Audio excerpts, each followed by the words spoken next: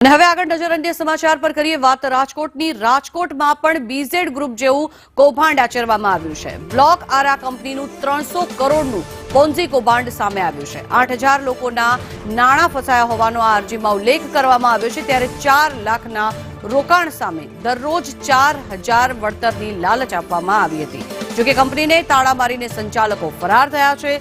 ભોગ બનનારે પોલીસ કમિશનરને રજૂઆત કરી છે, જે સમગ્ર મામલે અત્યારે તપાસ હાથ ધરવામાં આવી રહી છે, કારણ કે લાખો રૂપિયાની જે ઉચાપત છે તેનો મામલો સામે આવ્યો છે।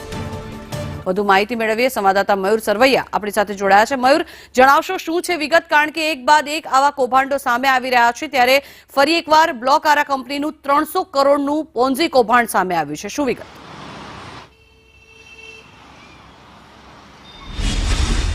બિલકુલ ઝંખના બીઝે જેવું જ કૌભાંડ રાજકોટની અંદર નહીં પરંતુ સમગ્ર ગુજરાતની અંદર જોવા મળ્યું છે। જે પ્રકારે 6 શખ્સો વિરુદ્ધ સુરતની અંદર ફરિયાદ નોંધવામાં આવી છે। પોન્જી સ્કીમ એટલે કે ક્રિપ્ટોકરન્સીની અંદર દરરોજ જે છે તે 4000 રૂપિયાનું વળતર મેળવવાની લાલચે 8000થી પણ વધુ લોકો આ પોન્જી સ્કીમના ભોગ બન્યા હોવાનું સામે આવ્યું છે।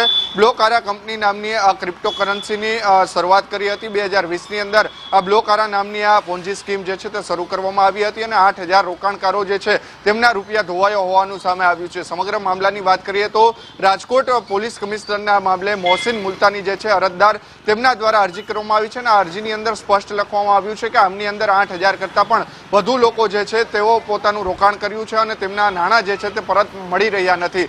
જે બ્લોક આરા કંપની જે છે તેમના 6 સંચાલકો જે છે તેમની સામે સુરતની અંદર અત્યારે ફરિયાદ જે છે તે નોંધાઈ ચૂકી છે અને હવે રાજકોટમાં આ બાબતે 40 જેટલા રોકાણકારો જે છે તેમના દ્વારા અરજી કરવામાં આવી છે અને તેમના રૂપિયા પરત કરવામાં આવે તેવી માંગ જે છે તે કરવામાં આવી છે। આ બ્લોક આરા કંપનીના સંચાલકો જે છે તેમના દ્વારા લોકોને એ પ્રકાર લાલચ આપવામાં આવી હતી કે તમે 4.5 લાખ રૂપિયાનું મહિનાનું રોકાણ કરો, તમને દરરોજ જે છે તે 4000 રૂપિયા જેવું રિટર્ન જે છે તે મળવાનું છે। પરંતુ થોડા સમય સુધી રિટર્ન જે છે તે આ કંપની દ્વારા આપવામાં આવ્યું હતું, પરંતુ ત્યારબાદ અચાનક જ રિટર્ન બંધ કરી દેવાતા જે 40 લોકો જેટલા જે છે રાજકોટના, તેમના દ્વારા હવે ફરિયાદ જે છે તે પોલીસ કમિશનરને કરવામાં આવી છે અને સમગ્ર મામલે સુરતમાં પણ પોલીસ ફરિયાદ નોંધાઈ ચૂકી છે। જે બ્લોક આરા કંપનીના ફિરોજ મુલતાની સહિત અન્ય 5 લોકો જે છે તેમના દ્વારા મુંબઈની મોંઘી હોટલો જે છે તેમની અંદર મિટિંગો કરવામાં આવતી હતી અને રોકાણકારો જે છે તે હાલ તેમના રૂપિયા લઈને અત્યારે ફરાર થયું હોવાનું સામે આવી રહ્યું છે। જી, આભાર મયુર સમગ્ર માહિતી બદલ।